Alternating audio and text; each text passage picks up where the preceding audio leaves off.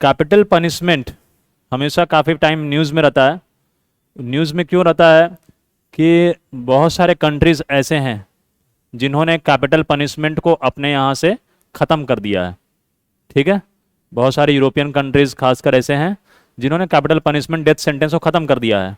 लेकिन इंडिया में अभी भी डेथ सेंटेंस है। आप सुनते होंगे न्यूज़पेपर वगैरह में कि इस जो भी है जो गुनाहगार है उसको क्या किया गया, उसको फांसी की सजा दी गई, उसको मौत की सजा दी गई। ठीक है, death, the particular offender was awarded a death sentence. तो ये सब जो चीज़ें होती हैं, ये डिबेट चलते रहता है कि डेथ सेंटेंस को ख़त्म किया जाए या डेथ सेंटेंस को कंटिन्यू किया जाए। और ये आपके लिए काफ़ी ज़रूरी है। क्यों? क्योंकि भाई ये ब्यूरोक्रेट से डिसाइड करेंगे, क्योंकि लॉ मेकिंग का process basically drafting, of course law making legislator बनाते हैं, सांसद बनाते हैं, अपना संसद बनाती है, पार्लियामेंट बनाता है, लेकिन उसको ड्राफ्ट करने का काम, उसको एडवाइस देने का काम तो ब्यूरोक्रेट्स ही करते हैं। तो as a bureaucrat you should be aware, you should know that कि what should be our stand, मतलब whether we should abolish capital punishment or we should continue capital punishment, ये हमें पता होना चाहिए। तो इसलिए इसके बारे में थोड़ा डिस्कशन जरूरी है, क्योंकि ये आपका पॉलिटी में भी काफ़ी इंपॉर्टेंट रोल प्ले करता है। पॉलिटी में मेंस में भी क्वेश्चंस आ सकते हैं इससे सीधे। ठीक है, इसके ऊपर कैपिटल पनिशमेंट का रेलेवेंस के ऊपर, और whether capital punishment should be abolished और शुड बी कंटिन्यूड। ठीक है, तो इसके बारे में थोड़ा सा डिटेल में हम लोग डिस्कस करते हैं। First of all, what is capital punishment? What is capital punishment? Capital punishment मतलब मृत्युदंड ना, क्या है ये? तो इसको अगर मैं कहूं तो it's basically a death sentence, मौत की सजा। ठीक है, मौत की सजा किसे दी जाएगी? ऑफ कोर्स ऑफेंडर को, गुनाहगार को। डेथ सेंटेंस टू कन्विक्ट गुनाहगार को for as a punishment, as a punishment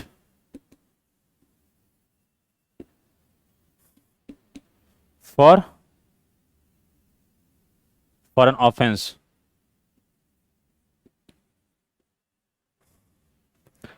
under under law,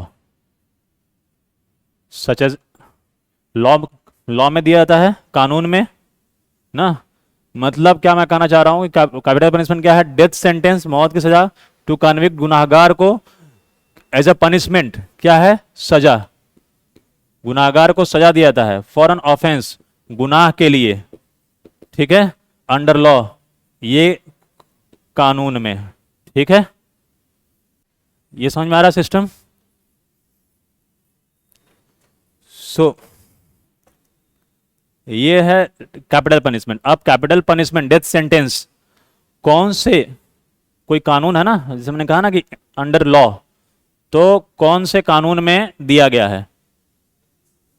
IPC, Indian penal code. ठीक है, yes. So law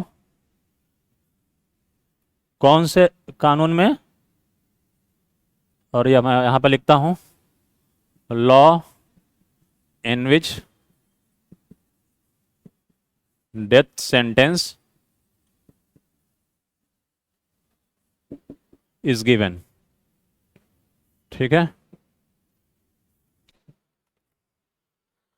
there are mainly जो है इंडियन पिनल कोड,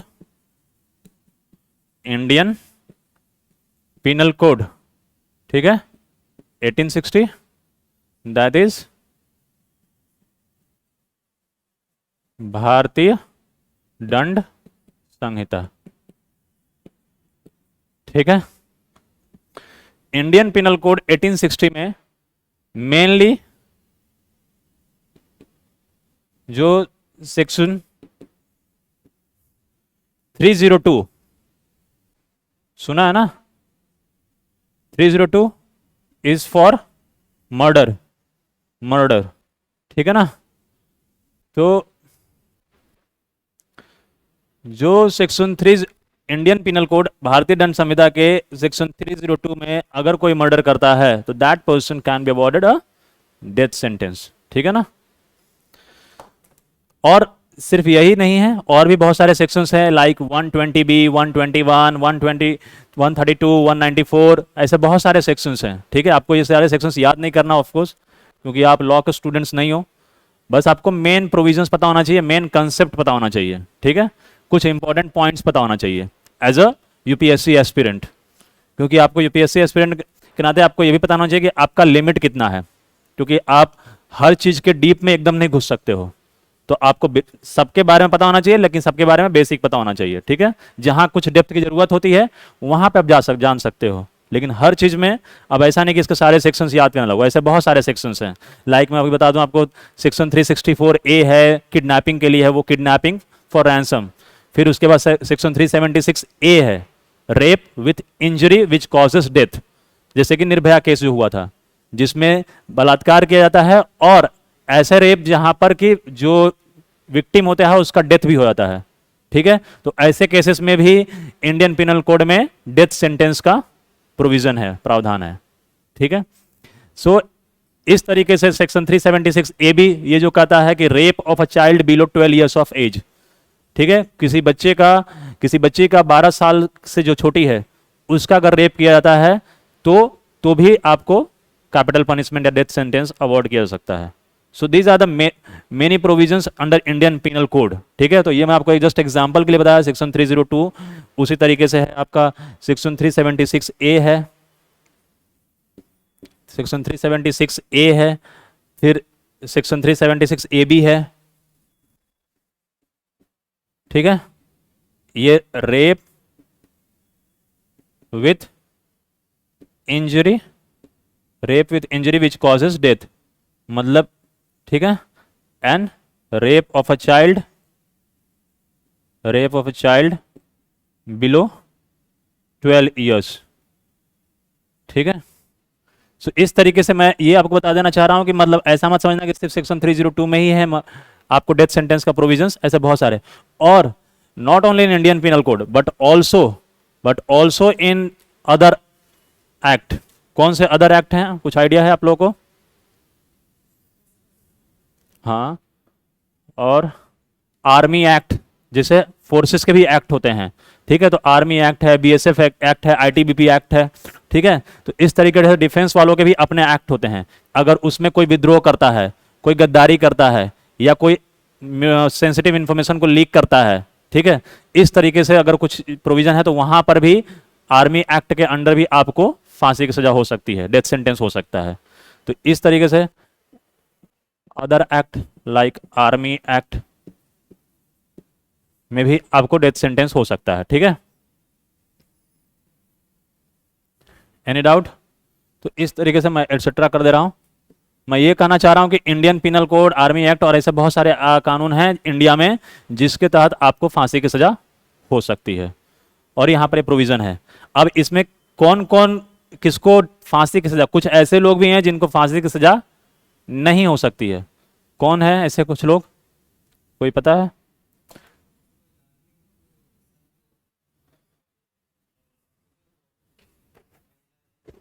ऐसे उन लोगों को डायरेक्टली नहीं एग्जम्प्ट किया गया है, वो तो मतलब हाँ, यस, मेंटल इलनेस जो है, कोई मानसिक विकार से प्रभावित है, ठीक है, जिसे जिसे हम पागल कह सकते हैं, तो वो आदमी को भी उसे हम, और दूसरा जुवेनाइल, किशोर को भी, आपको सुना होगा निर्भया केस, आपको पता होगा निर्भया केस में 6 लोग थे, ठीक है ना, 6 लोग थे, जिसमें से एक जो था वो क्या था, चाइल्ड था, 18 साल से उसकी कम उम्र थी, ठीक है। तो इसकी वजह से उसको क्या हुआ था, उसको सिर्फ 3 साल की सजा हुई और उसके बाद वो छूट गया, ठीक है। और आपको पता होगा कि एक तो जेल में ही सुसाइड कर लिया था और बाकी 4 को लास्ट 2020 में फांसी दी गई थी, ठीक है। लेकिन जो एक जुवेनाइल था, किशोर था, उसको नहीं दी गई। क्यों? क्योंकि जुवेनाइल एक्ट में क्या है कि किसी किशोर को फांसी की सजा नहीं दी जा सकती है, ठीक है ना। ऐसा कानून में प्रोविजन है, क्योंकि बच्चा है तो बच्चों को सुधार का मौका मिलना चाहिए, ऐसा कानून मानता है, तो इसलिए उनको नहीं मिला। सो एग्जिम्प्टेड, एग्जिम्प्टेड कैटेगरी मतलब जिन्हें छूट है, जिन्हें मतलब कौन सा है ऐसा? एक तो है आपका जुवेनाइल, दैट इज किशोर, ठीक है, अंडर जुवेनाइल जस्टिस एक्ट, ठीक है, जुवेनाइल जस्टिस एक्ट, ठीक है, 2015।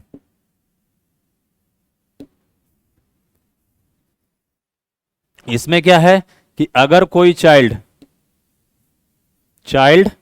Under 16 years of age, 16 years of age can not be awarded death sentence, ठीक है। अगर कोई बच्चा 16 साल से कम उम्र का है तो उसे डेथ सेंटेंस नहीं मिलेगा।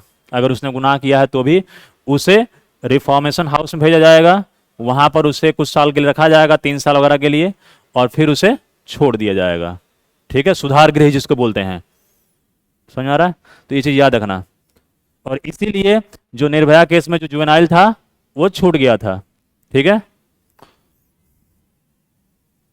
दूसरा मेंटली इल, हाँ 18 पहले था लेकिन 2015 में अमेंड किया गया लॉ को, और उसके बाद 16 कर दिया गया। क्यों?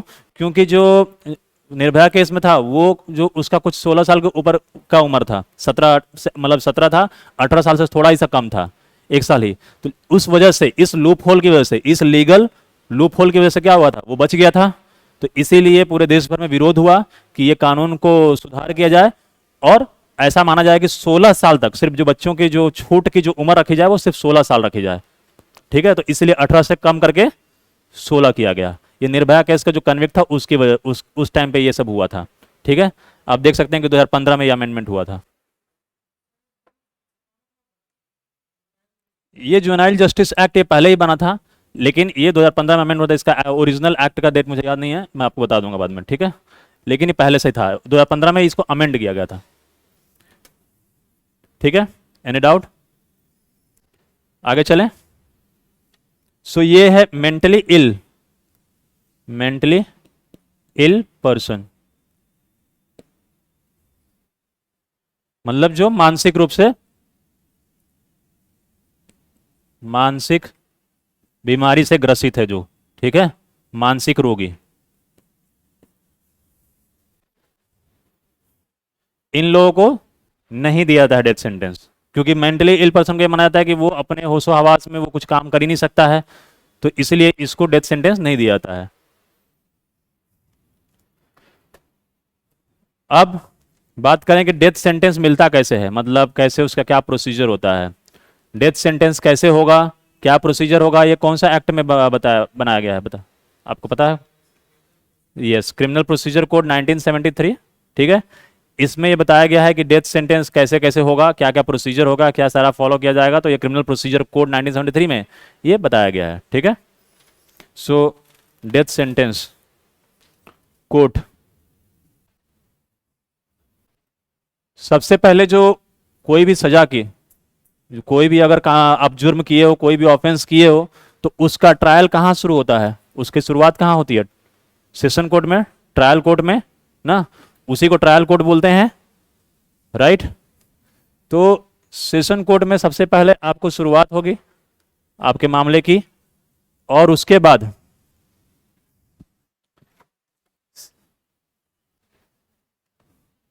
सबसे पहले जो प्रोसीजर है, प्रोसीजर दिया गया है CR, क्रिमिनल प्रोसीजर कोड 1973। ठीक है, क्या हो गया आदर्श? ठीक है,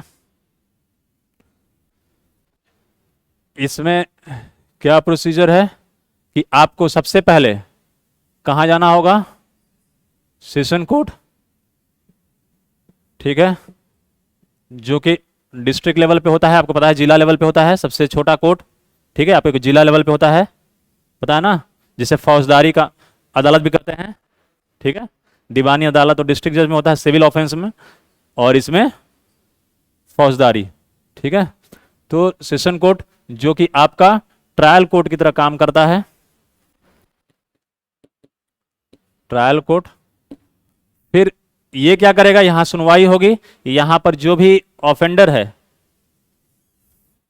ओके ओके ओके आदर्श, ठीक है, आप फिर से वीडियो देख लेना उतना टाइम पे।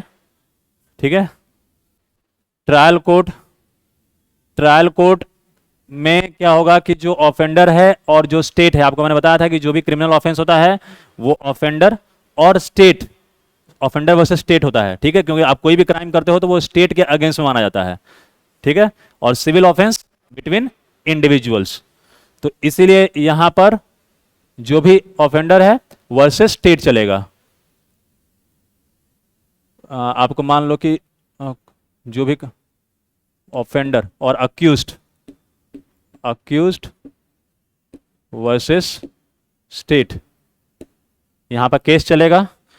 और फिर उसके बाद ट्रायल कोर्ट में अगर आप कन्विक्ट हो जाते हो, मतलब आपको दोषी मान लिया जाता है, तब आपको क्या करेगा ट्रायल कोर्ट? आपको सजा सुनाएगी। अगर सजा मान लो आपको डेथ सेंटेंस का सुना दिया, ट्रायल कोर्ट ने मान लो कि आपको डेथ सेंटेंस सुना दिया, इट अवॉर्डेड डेथ सेंटेंस, तो क्या आपको फांसी की सजा मिल जाएगी? हाई कोर्ट में अपील, मतलब हाई कोर्ट से कंफर्मेशन कंपलसरी है। ठीक है, सो इसलिए अगर ट्रायल कोर्ट ने अगर किसी को डेथ सेंटेंस सुना दिया है तो ऐसा नहीं है कि पुलिस या प्रशासन पकड़ के उससे डेथ तुरंत फांसी की सजा पे चढ़ा देगी।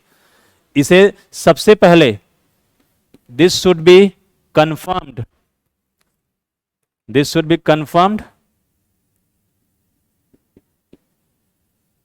Bye high court.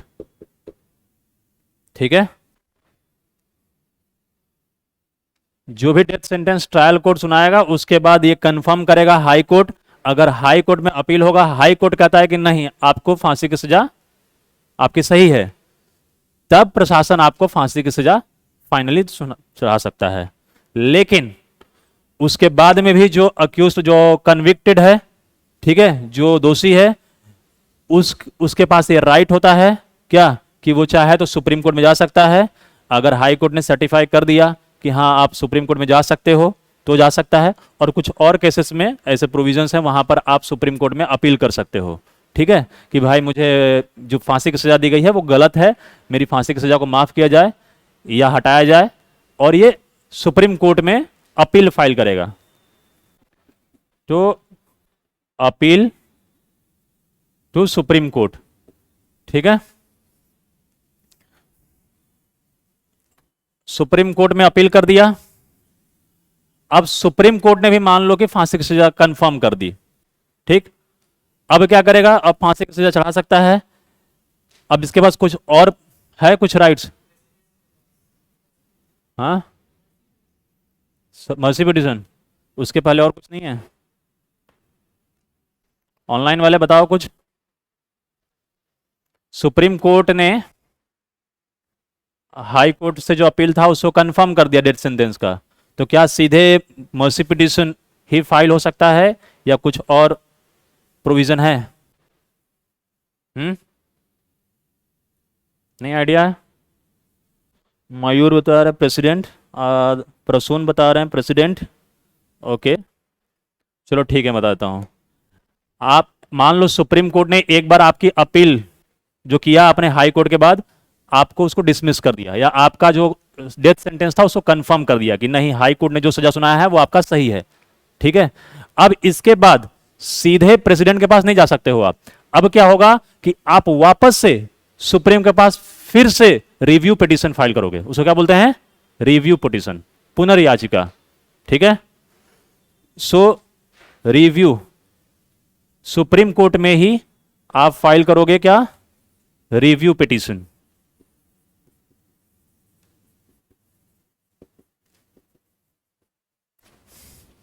Review petition जिसको बोलते हैं पुनर्विचार याचिका।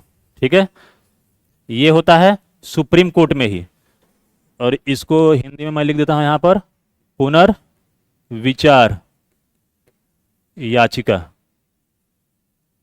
सुना है कभी? हाँ, कि मतलब जो दोषी है वो ये कहता है कि भाई आपने मेरी सजा कंफर्म कर दी, जो हाई कोर्ट ने दिया था, लेकिन मैं आपके पास फिर से पिटीशन फाइल कर रहा हूं, आप इस पर फिर से पुनर्विचार करिए। ठीक है, फिर से रिव्यू करिए अपने डिसीजंस को, आपने कहीं गलत किया है।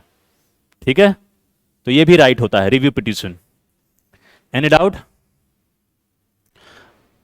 अब इसके बाद मान लो कि रिव्यू पिटीशन फाइल किया, रिव्यू पिटीशन में फिर से कंफर्म कर दिया सुप्रीम कोर्ट ने, अब क्या करेगा? प्रेसिडेंट के पास, बताओ, और कोई अलग आंसर? नहीं है? क्यूरेटिव पिटीशन, फिर से सुप्रीम कोर्ट के पास वापस से एक और पिटीशन फाइल कर सकता है, जिसको कहते हैं क्यूरेटिव पिटीशन।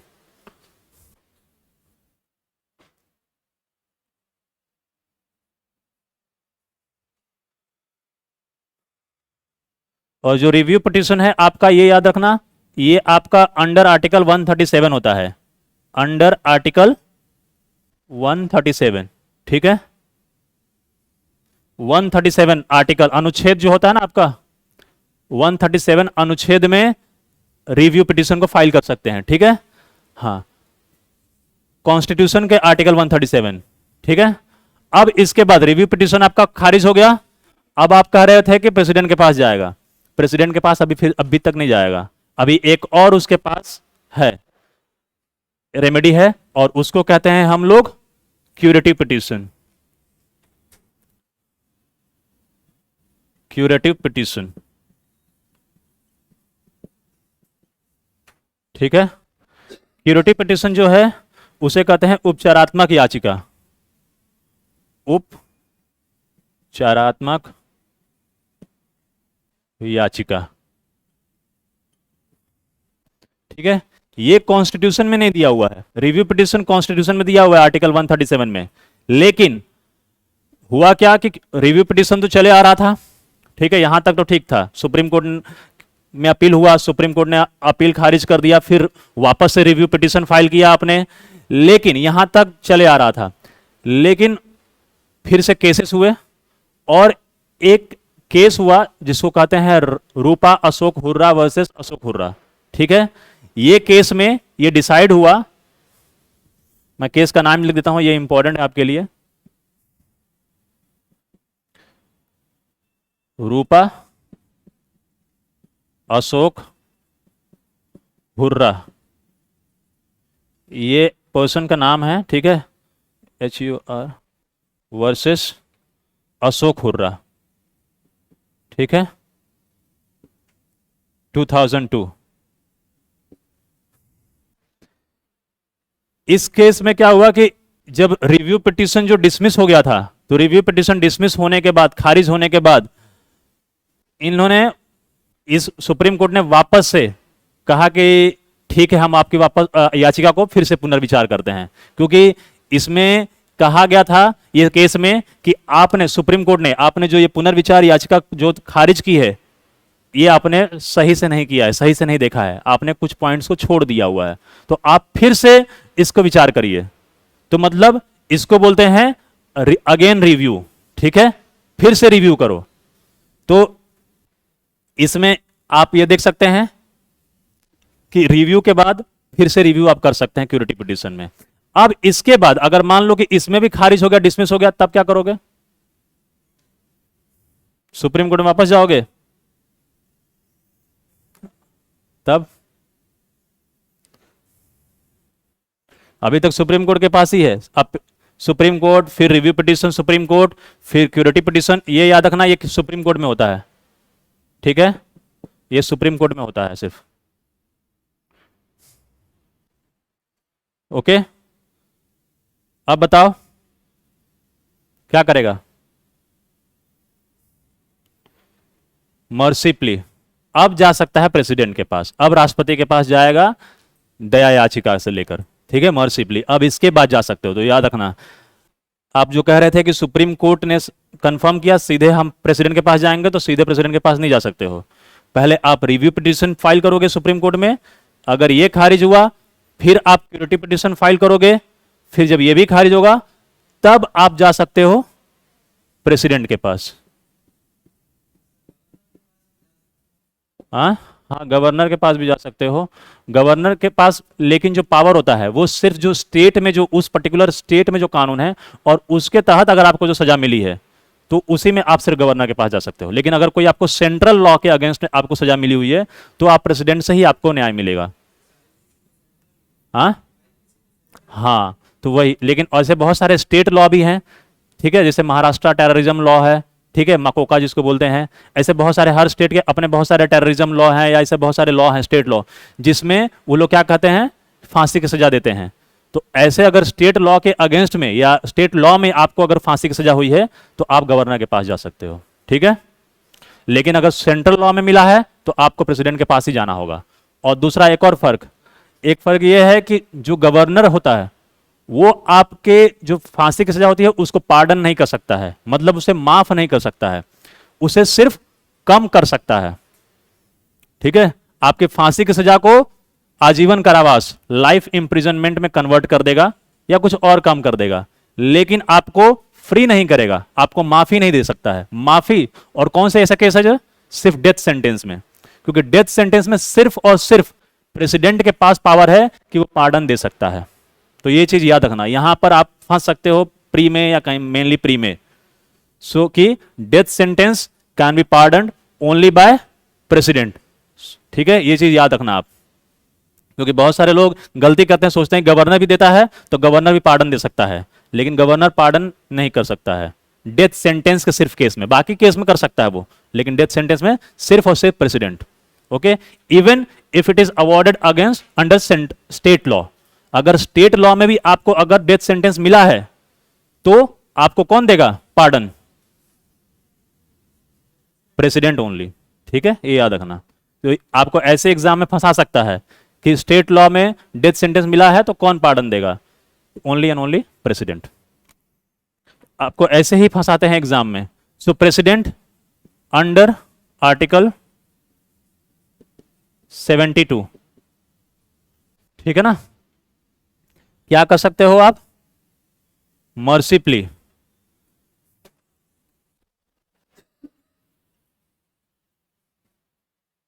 दया याचिका, दया याचिका, ठीक है, मर्सी प्ली, दया याचिका अंडर आर्टिकल 72 प्रेसिडेंट के पास आप जा सकते हो।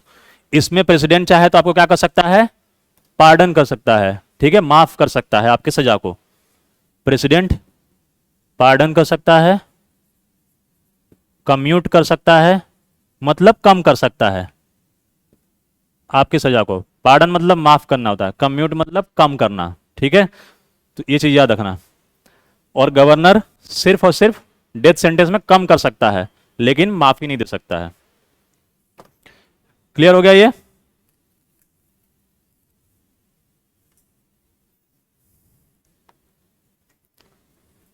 क्लियर? Any doubt? अब इसके बाद आपको क्या हो जाएगा? कोर्ट जो है डेथ वारंट आपको इशू कर देगी, ठीक है, डेथ वारंट इशू कर देगी आपको। फिर उसके बाद जो भी आप जेल में बंद हो, उस जेल का जो सुपरिंटेंडेंट है वो आपको डेथ एग्जीक्यूट करेगा, फांसी की सजा चढ़ा देगा, और उस आपका काम खत्म, ठीक है, हो गया। हाँ, तब तक नहीं, ये मर्सी पिटीशन डिसाइड होगा ऑफ कोर्स। अभी मान लो कि सुप्रीम कोर्ट में केस चल रहा है, तो क्या उसको फांसी दे सकते हो? नहीं, तो वैसे ही सेम यहाँ पर भी है, जब तक मर्सी प्ली आपका पेंडिंग है तब तक कैसे दे सकते हो, जस्ट लाइक सुप्रीम कोर्ट की तरह, कि अभी सुप्रीम कोर्ट में केस चल ही रहा है तो आप कहोगे कि चलो अब मैं तुमको चढ़ा देता हूँ। ये पार्डन, पार्डन मतलब माफ़ी, ठीक है, और कम्यूट, कम्यूट मतलब कम करना, ठीक है, COMMUTE। हाँ बोलो। हाँ of course, council of ministers जो है मेनली होम मिनिस्ट्री, इस केस में मेनली होम मिनिस्ट्री एडवाइस देती है, क्योंकि ये क्रिमिनल लॉ से मैटर करता है ना डील, तो जो भी क्रिमिनल ऑफेंस होते हैं उसको कौन देखता है, होम मिनिस्ट्री देखती है, ठीक है, तो होम मिनिस्ट्री मेनली एडवाइस देती है, but of course council of ministers माना जाएगा, ठीक है। लेकिन अगर आपको कोई स्पेसिफिक पूछे कि कौन स्पेसिफिक मिनिस्ट्री देता है तो होम मिनिस्ट्री, ओके। तो प्रेसिडेंट अपने मन से काम नहीं कर सकता है, जब तक वहां पर पेंडिंग रहेगा, पेंडिंग रहेगा। अब यहां तक क्लियर हो गया, यहां पे आपको फांसी हो गई, प्रेसिडेंट ने अगर मर्सी प्ली को रिजेक्ट कर दिया तो आपको फांसी हो जाएगी, अगर इसे एक्सेप्ट कर लिया तो आप फांसी से बच सकते हो, ठीक है। आगे चलते हैं, यहां तक में तो किसी को डाउट नहीं है ना, ऑनलाइन वाले। अब इसके बाद प्रॉब्लम शुरू होता है, यहां तक तो मेनली फैक्चुअल इंफॉर्मेशन था, इसके बाद शुरू होता है बहस, क्योंकि कानून पे बहस होता है, और इसके बाद बहस होगा, बहस एक्सपर्ट्स लोग करते हैं, जो कॉन्स्टिट्यूशनल एक्सपर्ट्स हैं, ह्यूमन राइट्स एक्टिविस्ट हैं, ये सब लोग इसमें बहस करते हैं। क्या बहस करते हैं, इसके संवैधानिकता पे। आप ये देख रहे हो कि इसमें क्या किया जा रहा है, डेथ सेंटेंस में किया क्या जा रहा है, किसी को मृत्यु दिया जा रहा है, मतलब बेसिकली किसी के लाइफ को खत्म किया जा रहा है, ठीक है, किसी की लाइफ को छीना जा रहा है, किसी की जिंदगी को छीना जा रहा है। और अगर आपको याद आ रहा होगा तो आर्टिकल 21 में आपका फंडामेंटल राइट है, राइट टू लाइफ, तो संवैधानिकता यहां पर क्वेश्चन खड़े होंगे नहीं होंगे, होगा ना, क्योंकि जो आदमी को फांसी दे रहे हो वो क्या कहेगा कि मेरा तो right to life fundamental right है, तो आप इधर संविधान में मुझे फंडामेंटल राइट दिए हो अंडर आर्टिकल 21 और दूसरी तरफ मुझे फांसी दे रहे हो, ये कहां का न्याय हुआ, कहेगा ना। तो यहीं पर बहस शुरू होती है, और जब ये बहस हो गई और जब कानूनी कोई प्रावधान पे बहस होगी तो कौन इसे फाइनल डिसीजन देगा, supreme court, of course final authority supreme court होता है, मतलब न्यायपालिका, जुडिशरी, ठीक है। तो सुप्रीम कोर्ट में कुछ केसेस हुए हैं, लैंडमार्क केसेस तो बहुत सारे हुए हैं, लेकिन जो लैंडमार्क, जो फेमस केस है इससे रिलेटेड, कैपिटल पनिशमेंट से रिलेटेड, उसे हम डिस्कस करते हैं कि आखिर कौन सा लैंडमार्क जजमेंट था सुप्रीम कोर्ट का। किसी को पता है landmark judgment related to death sentence?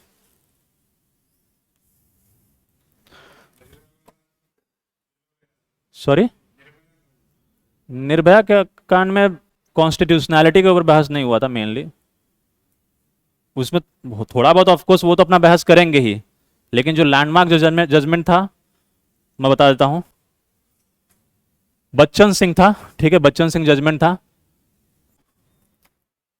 Constitutionality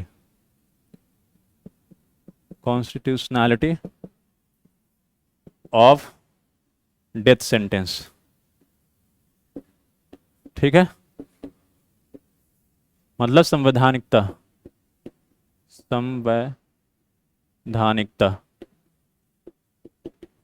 जो डेथ सेंटेंस है उसकी संवैधानिकता के ऊपर क्या बहस है, ठीक है। आर्टिकल 21 कहता है right to life, fundamental right, ठीक है, और तो इसी पे बहस होता है, क्योंकि जो भी कल्प्रिट है, जो कन्विक्ट है, वो क्या कहेगा कि मेरा फंडामेंटल राइट आप खत्म कर रहे हो, ठीक है। तो इसके ऊपर बहस हुआ, इसके ऊपर कुछ लैंडमार्क केस हुआ, लैंडमार्क केस बेसिकली क्या होता है कि जो सबसे उस पर्टिकुलर टॉपिक पे, उस पर्टिकुलर इशू पे या प्रोविजन पे जो सबसे इंपॉर्टेंट केस होता है, जैसे केशवानंद भारती केस, ठीक है, लैंडमार्क केस है वो, basic structure of the constitution के ऊपर, ठीक है ना। सुना है कि नहीं सुना, आप लोगों ने सुना होगा। तो उसी तरीके से इसमें जो लैंडमार्क केस है वो है बच्चन सिंह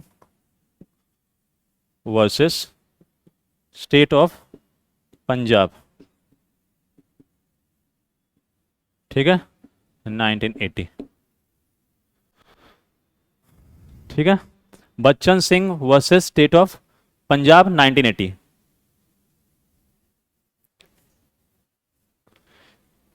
इस केस में ये जो भी दोषी थे, जो कन्विक्ट थे, उन्होंने कहा कि डेथ सेंटेंस जो है, जो क्रिमिनल प्रोसीजर कोड में, इंडियन पिनल कोड में डेथ सेंटेंस है, क्रिमिनल प्रोसीजर कोड 1973 में ये बताया गया कि इसे कैसे दिया जाएगा। तो उन्होंने ये कहा कि जो भी डेथ सेंटेंस आप दे रहे हो ये इनह्यूमन है, क्रूएल है, ठीक है, ये अमानवीय है, निर्दयी है, आप किसी की हत्या कर रहे हो, आप राज्य हो, सरकार हो, और आप अपने आप को कहते हो सिविलाइज्ड, और सिविलाइज्ड होके आप किसी की हत्या कैसे कर सकते हो? ठीक है, समझ रहे हो कि नहीं बात को, क्या आर्ग्यूमेंट वो लोग दे रहे हैं?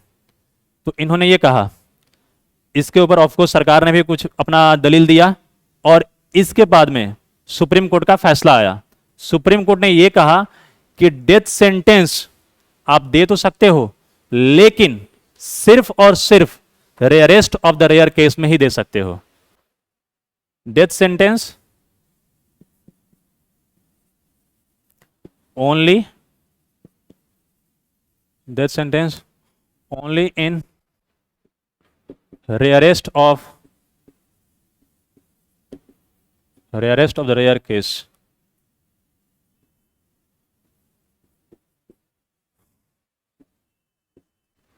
ठीक है, मतलब सिर्फ और सिर्फ आप रेयरेस्ट केस में ही दे सकते हो इसे।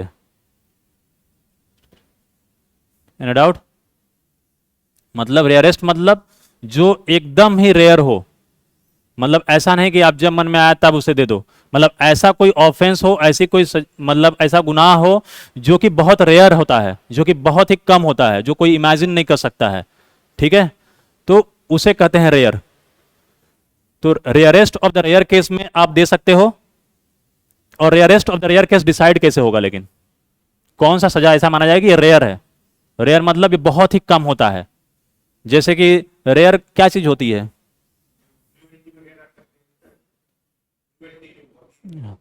हाँ, जो बहुत ही हीनस क्राइम होता है, बहुत ही सीरियस ग्रेव क्राइम होता है। जैसे कि अब मान लो कि किसी का मर्डर हुआ, ठीक है, मर्डर आपने किया, सेक्शन 302 में आपको फांसी की सजा का प्रावधान है। ओके, आपको क्या फांसी की सजा, हर मर्डर केस में फांसी की सजा होती है? नहीं होती है। तो उसमें यह देखा जाएगा कि आपने मर्डर कैसे किया, किस कंडीशन में किया, ठीक है। आपने, जैसे कि बहुत से लोग मर्डर, आप लोग खैर तो मूवी वगैरह देखते होंगे आप लोग, तो आपने देखा होगा कि मर्डर कैसे कैसे अलग अलग टाइप होते हैं, ठीक है, अलग अलग तरीके से लोग मर्डर करते हैं। कोई होता है एक सिंपली, मतलब एक मान लो गोली मार दिया, मर्डर हो गया, खत्म। एक होता है उसके बाद वो मर्डर करेगा, उसके बाद उसको लाश को काटेगा, या बहुत सारी चीजें करते हैं इस तरीके से। या कुछ लोग जैसे कि रेप केसेस में रेप करते हैं एंड देन मर्डर करते हैं, तो ऐसे केसेस भी होते हैं। तो ये सब चीजें जो होता है, ये rarest of the rare cases में कुछ चीजें आ सकती हैं। मतलब वो बेसिकली जो केस का जो नेचर होगा, कंडीशन होगा, उसको देख के डिसाइड किया जाएगा कि rarest of the rare case है या नहीं है, ठीक है। तो इसमें दो चीजें बात कही गई rarest of the rare case को डिसाइड करने के लिए, एक एग्रेवेटिंग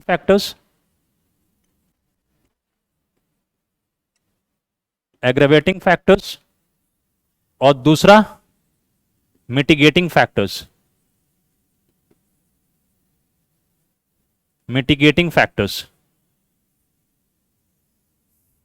एग्रेवेटिंग फैक्टर्स और मिटिगेटिंग फैक्टर्स क्या होता है बताता हूं मैं। एग्रेवेटिंग फैक्टर वो मतलब कि जो आपके क्राइम को, जो आपने क्राइम किया है, उस क्राइम के सीरियसनेस को, उसके गंभीरता को और बढ़ा देगा। अगर हम वो फैक्टर को कंसीडर करेंगे तो आपका जो क्राइम है वो क्या हो रहा है, और सीरियस हो जाएगा। जैसे कि मर्डर किया, मर्डर करने के बाद उसको मान लो कि उसको एकदम काट दिया, ठीक है, काट के, और भी बहुत सारे अलग अलग एक्सपेरिमेंट होता है, उस तरीके से कुछ काम किया, उसको मशीन में डाल के उसको कर दिया। या फिर ऐसा भी आप कैसे सुना होगा आपने कि उसको मारते हैं, मारने के बाद उसके ऊपर पूरा एसिड डाल दिया, ऐसे केस था एक, जिसमें क्या हुआ था कि उसको मारा, किसी क्रिमिनल ने उसको मारा और मारने के बाद उसको पूरा एसिड में उसको डाल दिया। हाँ, तो ऐसे ऐसे केसेस, कुछ केसेस ऐसे होते हैं कि जहां मर्डर करके मतलब किसी जानवर को खिला देती हैं। ठीक है, तो ऐसे सब जो केसेस होते हैं, ये सब क्या हुआ, आपने मर्डर तो किया, क्राइम किया, उसके बाद जो ये सब जो एडिशनल जो काम कर रहे हो उसको कहते हैं एग्रेवेटिंग फैक्टर। मतलब आपके अपराध को और बढ़ा रहे हैं और सीरियस बना रहा है, ऐसे कौन से फैक्टर्स हैं। ठीक है, उसको कहते हैं एग्रेवेटिंग फैक्टर। तो कोर्ट ये देखेगा कि एग्रेवेटिंग फैक्टर क्या है इस क्राइम में, और फिर उसके बाद ये देखेगा कि मिटिगेटिंग फैक्टर क्या है। मिटिगेटिंग फैक्टर मतलब जो आपने अपराध किया है उसकी गंभीरता को कौन से ऐसे फैक्टर है जो कम कर सकता है। मतलब दो, एक जो आपके क्राइम के गंभीरता को बढ़ा रहा है और एक जो आपके क्राइम की गंभीरता को कम कर रहा है। ऐसे कौन से फैक्टर, दो अलग अलग फैक्टर देखेगा सुप्रीम कोर्ट। और उसके बाद, या court basically, not only supreme court, all the courts, और उसके बाद डिसाइड करेंगे कि कौन सा किसका वेट ज्यादा है, एग्रेवेटिंग फैक्टर्स ज्यादा है या मिटिगेटिंग फैक्टर्स ज्यादा है। मतलब समझ रहे हो, बेसिकली प्लस माइनस। ठीक है, कि आपने बहुत ज्यादा अत्याचार किया है या आपके पास कुछ पॉजिटिव भी है। अब जैसे कैसे एग्जांपल देता हूं, मिटिगेटिंग फैक्टर क्या हो सकता है, मान लो आपने मर्डर तो कर दिया, लेकिन मर्डर ऐसे सर्कमस्टेंसेस में किया कि आपको मान लो कि मजबूरी थी। से फॉर एग्जांपल आप किसी दुकान में गए और आपने वहां पर मर्डर कर दिया, आपने चोरी करने की, कुछ सामान वहां से चोरी करने की कोशिश की खाने के लिए, उसने कुछ आपको रोका, जो दुकान वाला था या वहां का गार्ड आपको रोका और आपने उसको मार दिया जान से। तो उसके बाद कोर्ट ये देखेगा कि किस कंडीशन में आपने उसको मारा। तो अगर ये प्रूव होता है कि वो उसको कई दिनों से खाना नहीं मिला था, उसके पास रोजगार नहीं थी, ठीक है, उसके पास कोई घर परिवार नहीं है या खाना खाने का कोई साधन नहीं है, और उस कंडीशन में उसने भूख के तड़प में उसने जाके वहां पर चोरी करने की कोशिश की, उस चोरी को किसी ने रोकने की कोशिश किया, तब जाके उसने मर्डर किया। मतलब उसको मर्डर करना ही नहीं था, उसका ऐसा कोई एम नहीं था, इंटेंशन नहीं था, उसको सिर्फ अपनी भूख मिटाना इंटेंशन था, लेकिन वैसे सर्कमस्टेंसेस में उसने मर्डर किया। तो वो क्या हो गया, मिटिगेटिंग फैक्टर हो गया।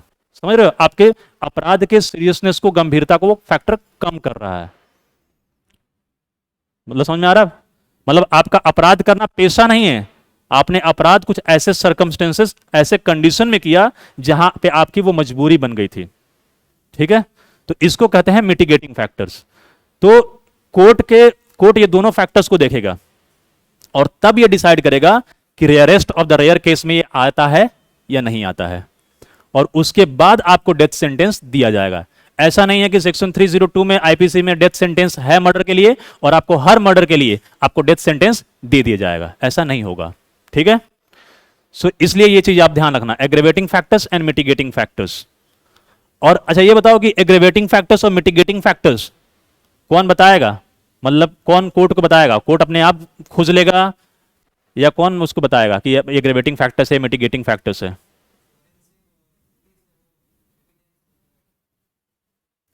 हाँ, और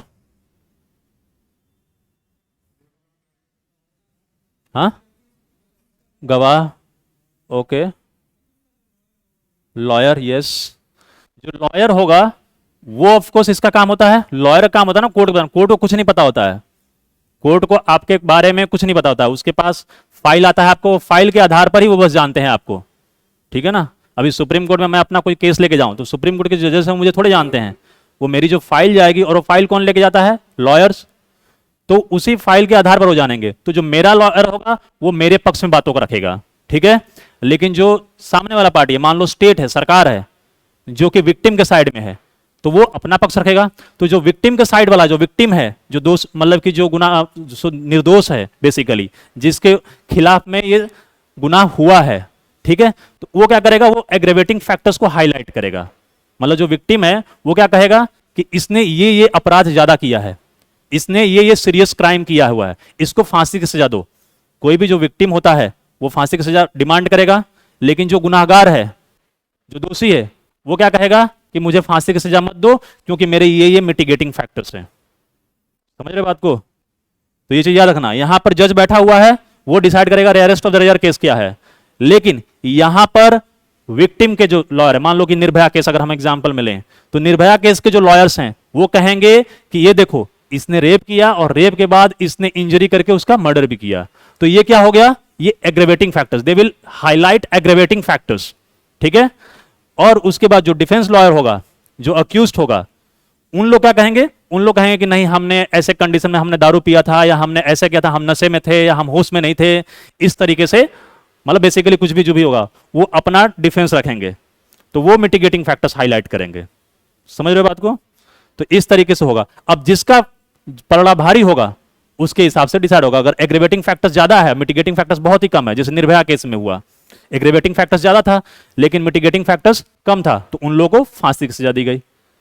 और ऐसे बहुत सारे केसेस में जहां मिटिगेटिंग फैक्टर्स ज्यादा होता है लेकिन एग्रेवेटिंग फैक्टर्स कम होता है, तो उस केसेस में उसको आजीवन कारावास, लाइफ इंप्रिजनमेंट, या 10 इयर्स 20 इयर्स इस तरीके से इंप्रिजनमेंट मिलता है। ठीक, दोनों एक ही है, हिंदी और इंग्लिश का फर्क है।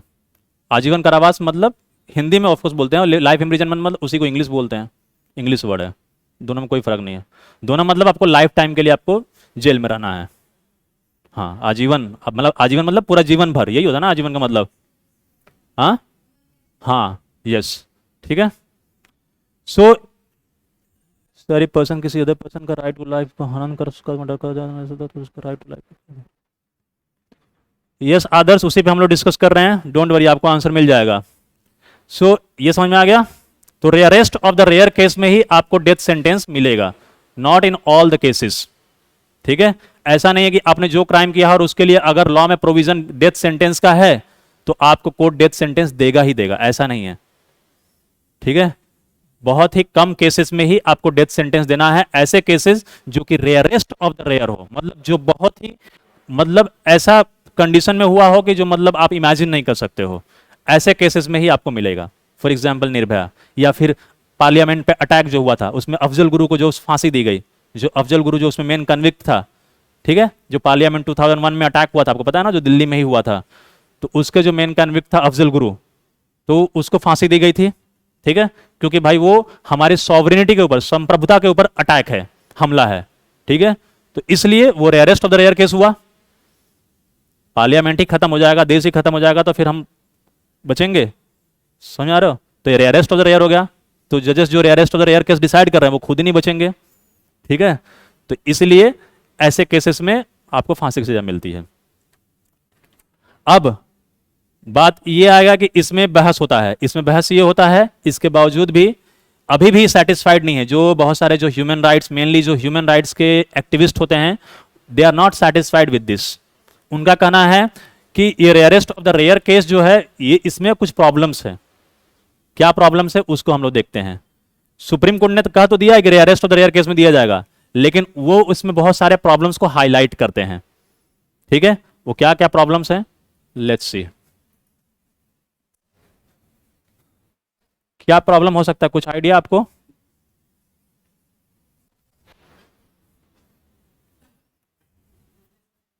हाँ, डिफेंस, हाँ हाँ, डेफिनेशन में, यस सही। और कोई, मतलब बेसिकली जो rarest of the rare case हुआ, ये कोई लॉ में, कोई कानून में इसको परिभाषित नहीं किया गया है, डिफाइन नहीं किया गया है। ये rarest of the rare case जो वर्ड जो बताया गया, ये rarest of the rare term, ये किसने बताया? ये सुप्रीम कोर्ट ने बताया कि आपको rarest of the rare case में फांसी होगी, लेकिन कानून में तो इसे परिभाषित किया नहीं है, ठीक है। This is a evolved concept by supreme court, ठीक है। This is not given explicitly in any of the law. तो अब जब, यानी इसमें सबसे बड़ा प्रॉब्लम जो होगा, क्या होगा, हेडिंग आप डाल सकते हो, problems in rarest of the rare case identification, मतलब उसकी पहचान करने में आपको क्या दिक्कत हो सकती है।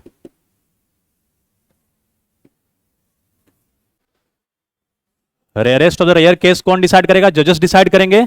तो जजेस को आइडेंटिफाई करना पड़ेगा based on the arguments of lawyers, ठीक है। तो अब उसमें उनको आइडेंटिफाई करने में दिक्कत क्या होगी? दिक्कत यही होगी सबसे पहले कि इसका डेफिनेशन में, not defined what constitute rarest of the rare case. ठीक है, सुप्रीम कोर्ट ने भी डिफाइन नहीं किया, उसने कुछ एग्जाम्पल बता दिया। जैसे मैंने अभी आपको एग्जाम्पल बताया ना, वैसे ही सुप्रीम कोर्ट ने भी एग्जाम्पल बता दिया कि ऐसे ऐसे कंडीशन होंगे, सर्कमस्टेंसेस होंगे, तो आप इसको rarest of the rare case मान सकते हो। लेकिन उसने एक प्रॉपर डेफिनेशन, परिभाषा नहीं दिया कि ये चीजें होंगी तो ही आप मानोगे। ऐसा एक कोई final sentence, final line, final words उन्होंने नहीं बताया। तब इससे क्या होगा? इससे होगा कंफ्यूजन, इससे होगा कंफ्यूजन, होगा एम्बिग्यूटी।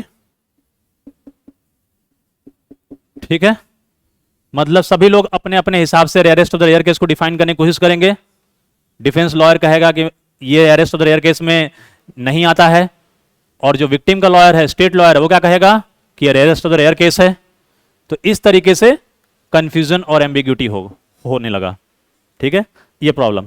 दूसरा प्रॉब्लम ये हुआ कि मैंने जैसे भी आपको बताया कि ये जो rarest of the rare case का जो एग्रेवेटिंग फैक्टर्स और मिटिगेटिंग फैक्टर्स, एग्रेवेटिंग फैक्टर्स बताता है कौन? Victim lawyer. ठीक है, विक्टिम लॉयर, जनरली स्टेट। ठीक है, और ये कौन बताएगा? अक्यूज्ड, दोषी है, जो गुनाहगार है। ठीक है, अब होगा क्या कि इसमें अगर मान लो कि जो भी विक्टिम है या जो भी अक्यूज्ड है, अगर से फॉर एग्जांपल अक्यूज्ड अगर गरीब है, पुअर है, ठीक है, तो पुअर है तो क्या होगा? आपको लॉयर हायर करना पड़ता है। तो जो लॉयर हायर करेगा वो छोटा कोई लॉयर, मतलब छोटा इन द सेंस मतलब उतना बड़ा लॉयर नहीं हायर कर पाएगा जिसके पास ज्यादा नॉलेज हो। आपको पता है ना कि लॉयर में भी कैटेगरी होती है, एक बहुत बड़े लॉयर्स होते हैं, एक नॉर्मल लॉयर होते हैं, एक आप लॉयर ऐसे देख सकते हो कहीं पे भी। ठीक है, तो अच्छे लॉयर को हायर नहीं कर पाएगा आदमी अगर जिसके पास पैसा नहीं है। और जब अगर अच्छे लॉयर को हायर नहीं कर पाएगा तो सीधी सी बात है वो अपना पक्ष अच्छे से नहीं रख पाएगा, मिटिगेटिंग फैक्टर्स को अच्छे से नहीं रख पाएगा। और मिटिगेटिंग फैक्टर जो हो सकते थे, लेकिन उसके पास उतना दिमाग ही नहीं है वो लॉयर के पास उसका, कि वो उस सारे फैक्टर्स को खोजे और उसके बाद प्रेजेंट कर सके जजेस के सामने। तो फिर पता चला उसको फांसी की सजा से बच सकता था, लेकिन नहीं बच पाएगा। क्यों? क्योंकि उसके लॉयर ने हाईलाइट ही नहीं किया। और क्यों नहीं हाईलाइट किया? क्योंकि लॉयर के पास उतना दिमाग ही नहीं है। ठीक है, और वो उसके पास क्यों है? क्योंकि उसके पास पैसा नहीं है अच्छे लॉयर को हायर करने का, क्योंकि अच्छे लॉयर्स की फीस होती है लाखों में, करोड़ों में भी होती है। ठीक है ना, आप सिर्फ उनके पास जाओगे, आधा घंटा बैठोगे, अपना उनका केस डिस्कस करोगे, अपना केस बताओगे मेरा ये ऐसा केस है, वो आधे घंटा 1 घंटे का 50 लाख, 60 लाख, 80 लाख, 10 लाख, 20 लाख ऐसे केस चार्ज करते हैं वो लोग। ठीक है, आधा घंटा 1 घंटे का वो लोग। तो आप सोचो कि कोई गरीब आदमी 50 लाख, 60 लाख या लाखों में फीस कोई अफोर्ड कर सकता है? नहीं कर पाएगा। और आप बड़े लॉयर्स के नाम कुछ लोगों के नाम जानते ही होंगे आप, जैसे पहले राम जेठमलानी थे एक, फिर अभी इस समय चल रहे हैं जैसे कपिल सिब्बल हैं, चिदम्बरम है, फिर उसके बाद अभिषेक मनु सिंघवी हैं, ये अपना हरीश साल्वे हैं। ठीक है, तो ये सब जो बड़े बड़े लॉयर्स हैं, ये सब लॉयर्स के पास क्या है? Of course they are intelligent, they know everything about the law. उनको पता है कैसे लॉ को यूज करना है अपना पक्ष को रखने के लिए, कैसे लॉ को यूज करके मेरे केस को जिताना है। ठीक है, तो ये फर्क पड़ता है, ये हर चीज में फर्क पड़ता है। क्वालिटी, जैसे सिंपल से बात समझो, डॉक्टर अगर महंगा डॉक्टर होता है, बड़ा डॉक्टर, तो वो आपका इलाज अच्छे से कर सकता है, आप मरने वाले हो आपको बचा सकता है। लेकिन वही कोई छोटे डॉक्टर के पास जाओ, जैसे गांव में जनरली आप जिंदा हो सकते हो इजीली, लेकिन वो आपको मार सकता है। ठीक है, कोई ऐसा दवा दे के, होता है ना। तो इसलिए ये प्रॉब्लम सेम उसी तरीके से लॉयर में भी होता है, और ये सारे फील्ड में होता है, और सेम टीचिंग में भी होता है। आपके अच्छे टीचर मिलेंगे तो आपको करियर बन सकता है, खराब टीचर मिले तो आपको भाई करियर भी बर्बाद हो सकता है। ये मतलब हर सेक्टर में basically this is a problem. इसलिए तो गरीबी और अमीरी का फर्क है ना ये, कि अमीर लोग हैं वो अच्छी चीजें अफोर्ड कर सकते हैं, अच्छा एजुकेशन, अच्छा हेल्थ केयर, अच्छे लॉयर, अच्छी फैसिलिटी, हर चीज, और जो गरीब आदमी है वो नहीं अफोर्ड कर सकता है। ठीक है, तो सेम प्रॉब्लम यहां पर होगा। अब ड्यू टू पॉवर्टी क्या होगा? गरीबी की वजह से जो पुअर लोग हैं वो लोग क्या करेंगे?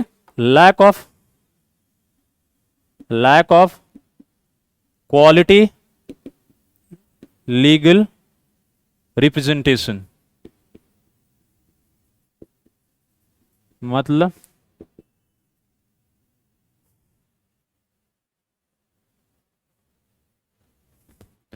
मतलब आपका जो quality, lack of quality, legal representation, आपकी जो वकालत, जो कानूनी वकालत जो करने वाला है उसके अंदर उतनी अच्छी क्वालिटी नहीं है, उतना अच्छा गुणवत्ता का नहीं है वो, ठीक है, आप अफोर्ड नहीं कर पाओगे, तो ये दिक्कत हो सकता है।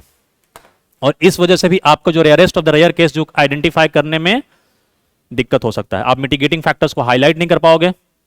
Got it? और ऐसे होते हैं, ऐसे केसेस होते हैं रियल में। और उसके बाद देन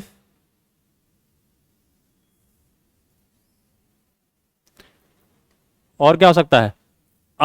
अब जो भी अबॉलिशनिस्ट हैं, मतलब जो भी कैपिटल पनिशमेंट को अबॉलिश करना चाहते हैं, मतलब जो इसे खत्म करना चाहते हैं, वो अपना पक्ष इसी आधार पर रखते हैं। आपको जो बहस होगी ना, बेसिकली आपको यहां जानना है, बहस जानना है कि जो बहस क्या चलता है। आपको पॉलिटी में जो क्वेश्चंस आएगा इसी बहस के ऊपर आएगा कि ये पूछा जाएगा कि क्या इसे खत्म कर दिया जाए या इसे रखा जाए। ठीक है, आपसे सिंपल सा क्वेश्चन यही पूछा जाएगा। और आपसे ये क्वेश्चन कौन पूछेगा? अभी तो सीधी सी बात है, अभी एग्जाम में पूछा जाएगा, मेंस में, फिर देन इंटरव्यू। लेकिन आप जब ब्यूरोक्रेट बन जाओगे तो आपसे ये क्वेश्चंस मिनिस्टर्स पूछेंगे, क्योंकि आप एक्सपर्ट्स हो। तो आप बताओ मिनिस्टर्स को, क्योंकि मिनिस्टर को जवाब देना है मीडिया को, मिनिस्टर को जवाब देना है पार्लियामेंट में, तो ये सारा जवाब वो लोग कहां से लेकर आएंगे? उनको एडवाइस आपको देना है, क्योंकि कुछ लोग कहेंगे कि इसे खत्म कर दो, कुछ लोग कहेंगे कि नहीं इसे नहीं खत्म करना है, ठीक है, इससे क्राइम रेट और बढ़ जाएगा, होगा बरोबर। तो ये सब चीजें जो प्रॉब्लम होंगी, ये सब चीजों को, प्रॉब्लम को कैसे आप जवाब दोगे, ये एडवाइस आपको देना है। और ये तब दे पाओगे जब आपको ये बहस पता रहेगी, पहले बहस क्या है, किन मुद्दों पे बहस है, ठीक है ना, तब ना अपना पक्ष रख पाओगे बैलेंसिंग करते हुए। तो यही चीज आपको ध्यान देना है। अब उसके बाद में और एक बात करते हैं लोग, जो लोग कैपिटल पनिशमेंट के को खत्म करना चाहते हैं, वो और भी कुछ अपने मुद्दे रखते हैं कि इसे क्यों खत्म कर दिया जाए। उनका कहना है कि दिस इज इरिवोकेबल। इरिवोकेबल मतलब इसे आप एक बार दे दिए तो दे दिए। जैसे कि आपने किसी को फांसी की सजा दे दी और बाद में आपको रियलाइज हुआ क्या कि अरे यार ये तो गलती हो गई थी, ठीक है, बाद में कुछ उसके ऐसे इंफॉर्मेशन आपको मालूम पड़े कि जो मिटिगेटिंग फैक्टर्स हो सकते थे, ठीक है, लेकिन वो बाद में मालूम पड़ा उसको फांसी देने के बाद, तो तब क्या कर सकते हो? तब कुछ कर सकते हो। तो लेकिन हुआ क्या कि एक इनोसेंट की जान चली गई, आपकी गलती की वजह से एक इनोसेंट, एक निर्दोष की जान चली गई, ठीक है। और ये आपको पता ही है कि कोई भी सिविलाइज सोसाइटी में आप इनोसेंट की किसी की जान नहीं ले सकते हो। तो इसीलिए जो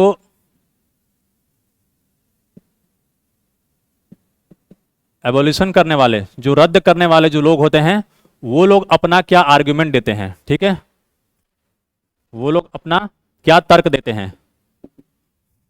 वो तर्क यही देते हैं, एक तो जो मैंने अभी दोनों बताया आपको पहले, इसके पहले जो बताया था ना कि डिफाइंड नहीं है rarest of the rare case, दूसरा lack of quality representation due to poverty, और तीसरा ये कि उसी में ऐड कर सकते हो ये तीसरा करके इरिवोकेबिलिटी, इरिवोकेबल, ठीक है, मतलब इसे रद्द नहीं किया जा सकता है, इसे बेबदल, ठीक है, मतलब इसे आप बदल नहीं सकते हो, एक बार दे दिए तो दे दिए, खत्म मैटर, ठीक है। तो इसलिए ये कहते हैं कि आप इसे मत दो, कैपिटल पनिशमेंट किसी को मत दो, क्योंकि दे दोगे और बाद में पता चला कि वो भाई निर्दोष था, तब क्या करोगे? तो ये आधार पे भी कहते हैं। तो ये बात उनकी सही लगती है ना, सही। और दूसरा, और ये क्यों हो सकता है? क्योंकि भाई मान लो कि जुडिशियल एरर होता है, जुडिशियल एरर की वजह से, या इसको नया पॉइंट में भी लिख सकते हो, जुडिशियल एरर, जुडिशियल एरर, न्यायिक गलती, ठीक है, न्यायपालिका की कुछ गलती से, जैसे जजेस हैं वो आदमी ही हैं वो भी, ठीक है, उनको उनका पक्ष समझने में कुछ गलती हो गया उनसे। जज भी तो आदमी ही है ना, जैसे डॉक्टर, आपने सुना होगा डॉक्टर कोई कभी कभी गलती से कोई दवा देता है, इंजेक्शन देता है और किसी की मृत्यु हो जाती है, होता है ना ऐसा केसेस। तो वो जानबूझ के नहीं देता है, कभी कभी गलती से जजमेंट लेते समय हो जाता है। तो वैसे ही गलती हर जगह हो सकती है, जो भी डिसीजन मेकिंग पावर पोजीशन पे होता है। तो जुडिशियल एरर भी हो जाता है कभी कभी, उसको लॉ को समझने में, उसका सामने वाले की बात को समझने में जैसे मैं आपको कुछ बात समझाना चाह रहा हूं लेकिन आपको नहीं समझ में आ रहा है, हो सकता है ना ऐसे दिक्कत। तो उसी तरीके से लॉयर जो बात समझाना चाह रहा है वो जज को समझ ही नहीं आ रहा है, और उसने वो बात समझा नहीं और उसने वो डिसीजन दे दिया, तो उस वजह से भी जुडिशियल एरर हो सकता है। ठीक है। हाँ हाँ, वो भी होता है, फॉरेंसिक एरर वगैरह भी होता है। ठीक है, लेकिन फॉरेंसिक एरर वगैरह फिर ट्रांसलेट होगा जुडिशियल एरर में ही। ठीक है फाइनली। तो इसलिए आप जुडिशियल एरर को फिर बाद में रेक्टिफाई नहीं कर सकते हो, क्योंकि एक बार आपने फांसी दे दिया तब कहां से रेक्टिफाई करोगे। तो इसलिए भी कहते हैं ये लोग जो एबॉलिश करना चाहते हैं वो लोग कहते हैं कि आप इसे फांसी की सजा मत दो। ठीक है। एंड देन वो कहते हैं कि रिफॉर्मेशन ग्राउंड पे, रिफॉर्मेशन ग्राउंड मतलब सुधार, मतलब क्रिमिनल जस्टिस सिस्टम का एक प्रिंसिपल होता है, एक सिद्धांत होता है कि आपको जो क्रिमिनल है, जो दोषी है, उसे सजा तो देनी ही है, लेकिन सजा देने सिर्फ आपका पर्पस नहीं होता है। आपका पर्पस क्या है कि उसे सुधार भी करना हो। ठीक है, वो जब तक जेल में रहे तो उस जेल के दौरान, उस जेल पीरियड के दौरान आपको उसे सुधारना है। ठीक है, उसकी सोच में, उसके व्यक्तित्व में, उसके एक्ट में, उसके कंडक्ट में आपको सुधार लाना है। इसलिए आप देखते हो कि जेल में बहुत सारे एजुकेशन वगैरह भी चलता है, होता है ना, बहुत सारे करप्शन भी होता है, आप उस पर मत जाओ। ठीक है, ऑफकोर्स वो एक अलग मुद्दा है, लेकिन अभी हम फिलहाल जिस मुद्दे पर बहस कर रहे हैं या चर्चा कर रहे हैं उस पर हमें ध्यान रखना है। आपके माइंड में आ सकता है कि वहाँ पे तो कहाँ होता है ये सब चीज़ें, मतलब बहुत सारी जगह मूवी वगैरह में आप देखते हो या रियल लाइफ में भी देखते हो कि वहाँ पे कुछ कभी कभी अलग ही चीज़ चलता है। अंदर ड्रग्स चलता है, अंदर कुछ लोग ऐश कर रहे हैं, अंदर मारा मारी चल रहा है, अंदर गैंग वॉर चल रहा है, ये सब भी होता है, लेकिन अंदर कुछ अच्छे काम भी होते हैं। ठीक है ना, तो आपको उस पर ध्यान देना है। तो हमारा स्टेट का जो मेन जो जिम्मेदारी है वो क्या है, सुधार करना। लेकिन आपने किसी को फांसी की सजा दे दी तो अब वो कहां से सुधरेगा। मान लो उसने क्राइम कर दिया, आपने फांसी की सजा दे दी, लेकिन वो सुधरना चाहता था। वो क्राइम करने के बाद में जब वो जेल में गया तो उसको रियलाइज हुआ कि मैंने ये क्या कर दिया, मैंने ये गलती कर दिया, और उसको पछतावा होने लगा, और वो चाहता है कि अगर फिर से उसे मौका मिले तो वो उसमें सुधार करेगा। ठीक है, ऐसा होता है ना, आप भी कभी कभी कोई गलती करते हो तो आपको लगता है कि यार मैंने क्यों कर दिया या ऐसा क्यों किया, मैं इसे सुधार लेता हूं, फिर से तो सुधार सकता हूं अगर मुझे फिर से टाइम मिलता तो। ठीक है, तो उसी तरीके से ये होता है। तो हमारा क्रिमिनल जस्टिस सिस्टम जो होता है वो रिफॉर्मेशन में बिलीव करता है, लेकिन फांसी दे दिया आपने, then how can you reform. ठीक है, तो इसलिए अबॉलिस्ट जो करने वाले हैं, जो पक्ष रखने वाले, वो कहते हैं कि ये हमारा रिफॉर्मेशन, हमारा मेन पर्पस है। आपने उसे फांसी दे दिया तो सुधार कहां से करोगे, ये प्रॉब्लम है। और दूसरा ह्यूमैनिटी, ह्यूमैनिटी एंगल से, ह्यूमैनिटी और ह्यूमन राइट्स। ठीक है, मानवता, ठीक है, या मानवाधिकार, इसके आधार पर भी कहते हैं जो लोग कैपिटल पनिशमेंट को अबॉलिश करना चाह रहे हैं वो ये कहते हैं कि ह्यूमैनिटी भी कुछ चीज होती है। उसने तो क्राइम किया, ठीक है, वो अपराधी है, उसने गलती किया है, लेकिन आप तो समझदार हो, हाँ, आपको तो पता होना चाहिए कि भाई क्या करना है। आप वही गलती क्यों कर रहे हो, उसने गलती किया किसी को मार के, आप फिर उसे मार रहे हो। An eye for an eye will make the whole world blind. ठीक है, तो वही ये बात कहते हैं कि आप, उसने मारा किसी को, फिर आप उसे मारोगे, तो ये क्या सिलसिला चल रहा है, मतलब समझ में आ रहा बात।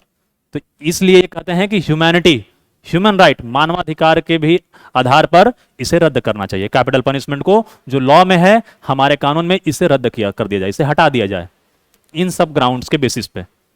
ठीक, लेकिन आपको पता है कि अभी भी हमारे कानून में है प्रोविजन डेथ सेंटेंस का। तो अब क्यों है, और जो इसके पक्ष में है उनका क्या पक्ष है, उनका भी कुछ लॉजिक होगा ना, तो उनका क्या लॉजिक है उसे भी हम लोग देख लेते हैं। चलो,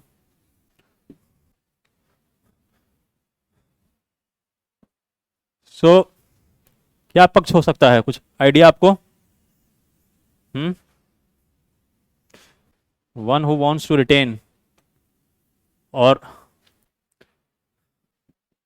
आर्ग्यूमेंट्स इन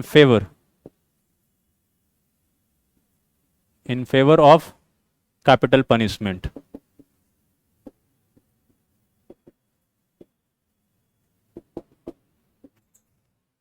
ठीक है, पक्ष में,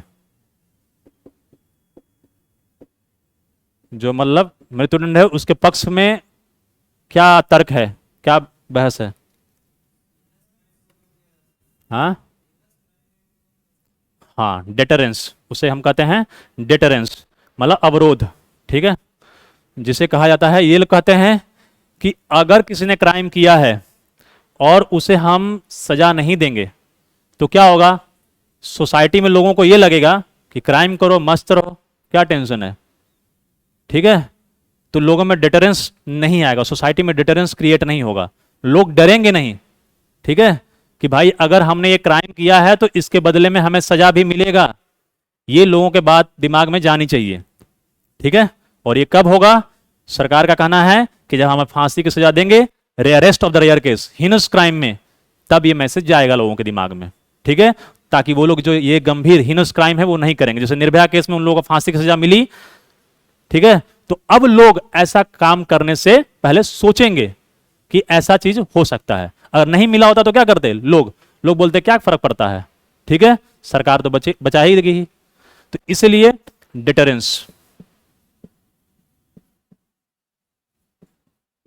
ठीक है, समाज में डिटर अवरोध पैदा होगा, मतलब कि लोगों के मन में ये डर होगा, भय होगा, डरेंगे, उसकी वजह से लोग क्राइम और लोग नहीं करेंगे। ठीक है, दूसरा, अब और चीज होगा, प्रिवेंशन ऑफ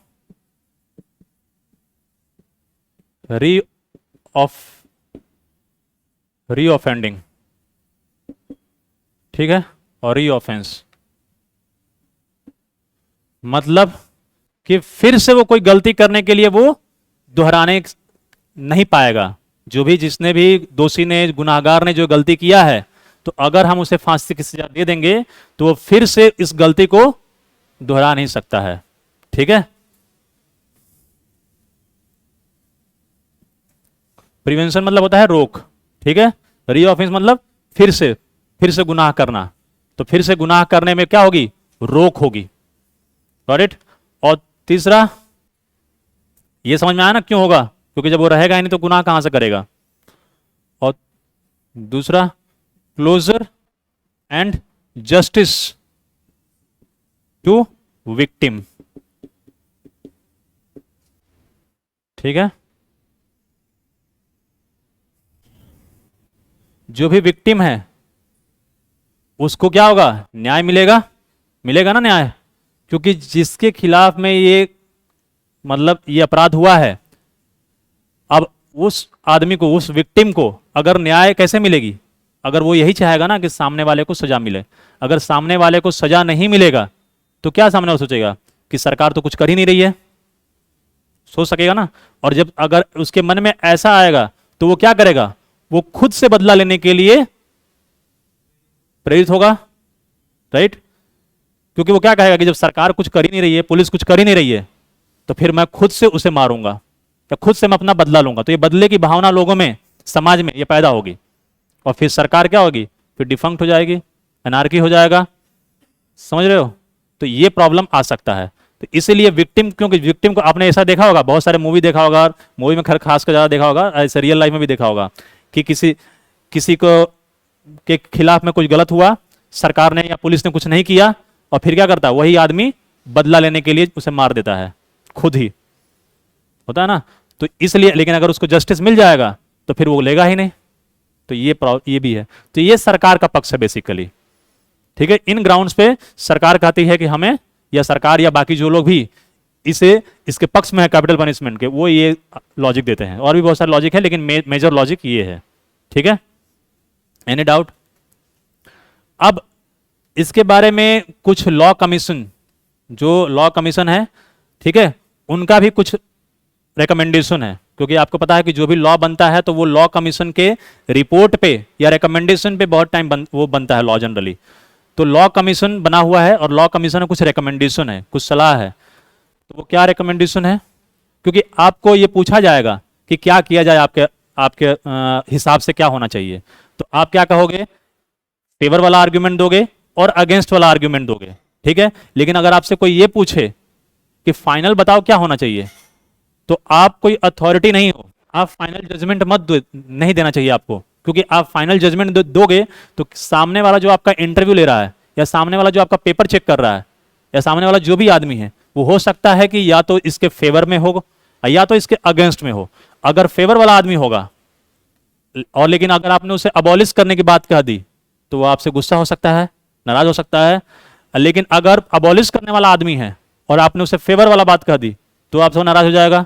और आप अगर एग्जामिनर को नाराज करोगे या इंटरव्यूअर को नाराज करोगे, तो आप दिक्कत में आ जाओगे, राइट। क्योंकि हर आदमी का अपना कुछ ओपिनियन होता है, और यही ओपिनियन आपका एग्जाम में चेक होता है कि आपका ओपिनियन क्या है। आपकी पर्सनैलिटी को चेक करते हैं, आपको सुना होगा कि पेपर में आपका पर्सनैलिटी को चेक किया जाता है। तो ऐसे ही चेकिंग होती है, आपको ऐसे केसेस दे दिए जाएंगे, ऐसे आपको क्वेश्चन दे देंगे, और आपको लगेगा कि नहीं, हाँ चलो होना चाहिए, कैपिटल पनिशमेंट तो होना चाहिए, निर्भया केस हुआ था तो इसलिए होना चाहिए, ये मेरा ओपिनियन है, ठीक है, ये ग्राउंड्स पे। तो ऐसे जजमेंट पास नहीं करना है आपको। जजमेंट पास करने के लिए आपको क्वेश्चन आपको उकसाएगा, लेकिन आपको अपने ऊपर नियंत्रण रखना है, ठीक है। आप भावनाओं में बह मत जाना कि मेरे से पूछ रहा है ओपिनियन तो मैं अपना ओपिनियन दे देता हूं फट से, ठीक है। ये ध्यान रखना। ऐसा होता है कि मेरा विचार पूछ रहा है ना, चलो दे देता हूं मैं।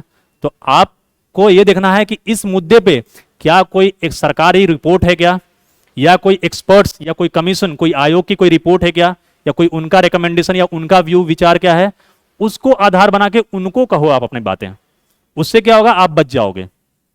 इससे यह भी हो जाएगा कि आपने एक्सपर्ट्स का सहारा लिया है, और यह भी हो जाएगा अगर उसने कुछ दिया है तो भाई उस रिपोर्ट के आधार पर यह बातें मैं कह रहा हूं, यह मेरा मानना नहीं है, ठीक है। तो इसलिए आपको ये आर्टिकुलेशन एग्जाम में आना चाहिए, एग्जाम में, क्योंकि ये एग्जाम ब्यूरोक्रेसी पूरा आर्टिकुलेशन का गेम है। आपको कैसे बातों को अपने रखना है।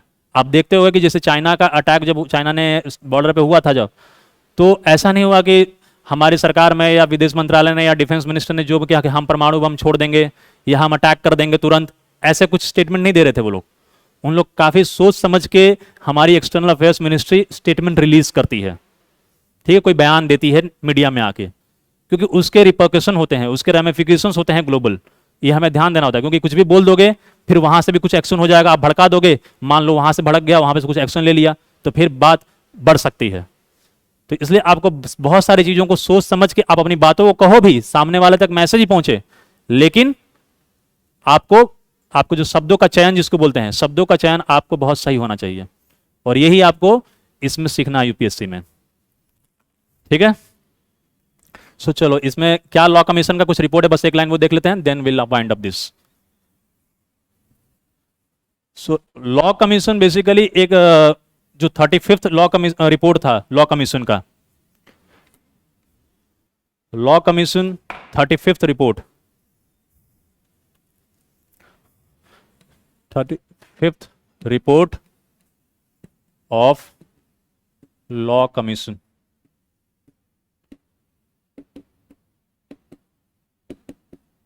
ठीक है, 1967 में आया था, ठीक है। इसमें यह कहा गया था कि डेथ पेनल्टी को रिटेन करना चाहिए, ठीक है। इसमें 1960 में लॉ कमीशन से पूछा गया कि आप बताओ कि क्या करना चाहिए। लॉ कमीशन में लीगल एक्सपर्ट्स होते हैं, ठीक है, सरकार लीगल एक्सपर्ट्स को अपॉइंट करती है या जुडिशरी, और वो लोग बताते हैं कि क्या कानून में प्रावधान हो सकते हैं या किसे हटाना है किसे रखना है। तो इन्होंने कहा, इनसे जब पूछा गया तो इन्होंने कहा कि death penalty should B retained, death penalty should B retained, मतलब इसे रखना चाहिए, ठीक है, इसे कानूनी प्रावधान में इसे रखे रहना चाहिए। ड्यू टू सोशल और socio economic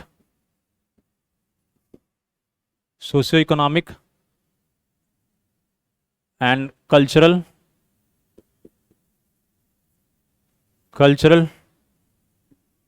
etc. Diversity of the country, मतलब हमारे देश में सामाजिक, आर्थिक विविधता है, कल्चर की भी बहुत सारी विविधता है, तो बहुत सारी इनकम डिस्पैरिटी भी है, लोगों के मतलब इनकम में फर्क है, कोई गरीब है कोई अमीर है, किसी कस्टम में मतलब कस्टम में भी फर्क है। तो इस तरीके से बहुत सारी विविधता है। तो इन विविधताओं को ध्यान में रखते हुए हम अभी डेथ पेनल्टी को खत्म नहीं कर सकते हैं, क्योंकि अभी तक हमारा सोसाइटी पूरी तरीके से डेवलप नहीं हुआ है। ठीक है, अभी बहुत सारे डिस्पैरिटीज है, बहुत सारे डिफरेंसेस है, बहुत सारी प्रॉब्लम्स हैं, बहुत सारे लोग अभी तक एजुकेटेड नहीं हुए हैं, तो एजुकेशन का भी डिस्पैरिटी है। तो ये सब प्रॉब्लम है, इस वजह से डेथ पेनल्टी को रिटेन रहना चाहिए, basically due to socio economic etcetera condition of the country. ठीक है, डाइवर्सिटी की जगह कंडीशन लिख सकते हो, कंडीशन ऑफ द कंट्री। ठीक है, मतलब कंडीशन मतलब जो भी देश की दशा है। तो इस हिसाब से 35th रिपोर्ट ने कहा। लेकिन इसके बाद अब तो 1961 में बात हुई थी, 2015 में सुप्रीम कोर्ट ने फिर से एक लॉ कमीशन को कहा कि आप इसके ऊपर फिर से स्टडी करिए। ठीक है, क्योंकि बच्चन सिंह का जजमेंट आया था 1980 में, मैंने बताया आपको, rarest of the rare case उसने डिफाइन किया, डॉक्ट्रिन दिया, एंड देन फिर से वापस से उस पर बहस चलते रहा। तो 2015 में सुप्रीम कोर्ट ने फिर से एक लॉ कमीशन अपॉइंट किया और उसमें उनसे मांगा गया कि भाई आप बताओ कि आपके हिसाब से अब क्या होना चाहिए, कुछ मतलब आपका ओपिनियन बताओ, इसे खत्म कर दिया जाए या इसे रखा जाए। तो उस रिपोर्ट का नाम, कौन सा रिपोर्ट था ये, basically 262nd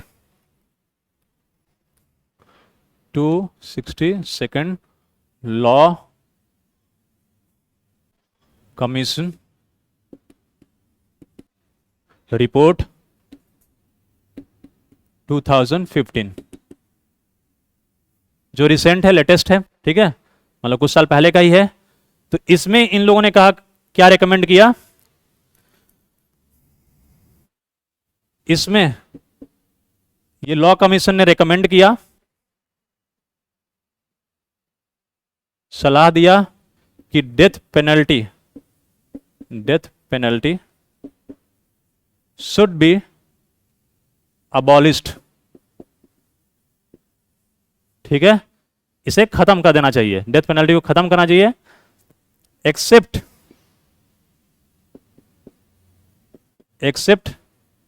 cases related to terrorism.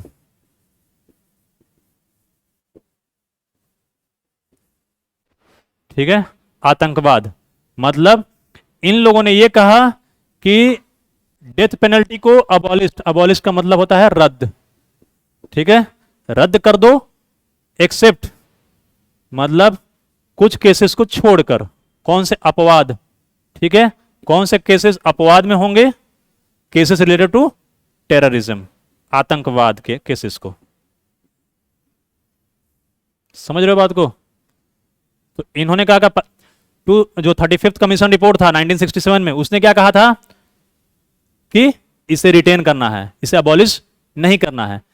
1967 में बात हुई थी। 1980 में बात हो रहा, क्या बच्चन सिंह जजमेंट आया, उसने कहा rarest of the rare case में ही सिर्फ डेथ सेंटेंस दिया जाना चाहिए। Aggravating factors and mitigating factors का कंसेप्ट आया। ठीक, एंड देन 2015 में लॉ कमीशन का 262nd लॉ कमीशन रिपोर्ट आया और इसने रिकमेंड किया कि death penalty should be abolished except cases related to terrorism. Got it, मतलब टेररिज्म को छोड़कर बाकी केसेस में आप कर सकते हो, बस टेररिज्म में आप अभी भी रखो, क्योंकि वो देश की सिक्योरिटी के लिए खतरा है। ठीक, तो ये लेकिन इंप्लीमेंट नहीं हुआ, ये याद रखना। ये सरकार को दिया, सुप्रीम कोर्ट में रिपोर्ट सबमिट किया, सरकार को दिया, लेकिन सरकार ने अभी तक इसे एक्सेप्ट नहीं किया है, अभी तक इसे इंप्लीमेंट नहीं किया है, इसलिए अभी भी डेथ पेनल्टी कंटिन्यू है। क्योंकि 2020 में लास्ट जो डेथ सेंटेंस दिया गया था वो 2020 में दिया गया था, 2 साल पहले। निर्भया केस के जो कन्विक्ट्स उनको दिया गया था तिहाड़ जेल में, यहीं पर। ठीक है ना, तो इसलिए ध्यान रखना, क्योंकि अगर इसे इंप्लीमेंट कर दिया गया होता तो उन्हें फांसी नहीं मिल पाता। तो इसलिए सरकार ने अभी तक ये ध्यान रखना। एक और चीज कि लॉ कमीशन जो रिपोर्ट देता है, रिकमेंडेशन देता है, it's not binding on the government, government के ऊपर बाइंडिंग नहीं है। ठीक है, मतलब गवर्नमेंट बाध्य नहीं है उसको मानने के लिए। गॉट इट, कोई डाउट?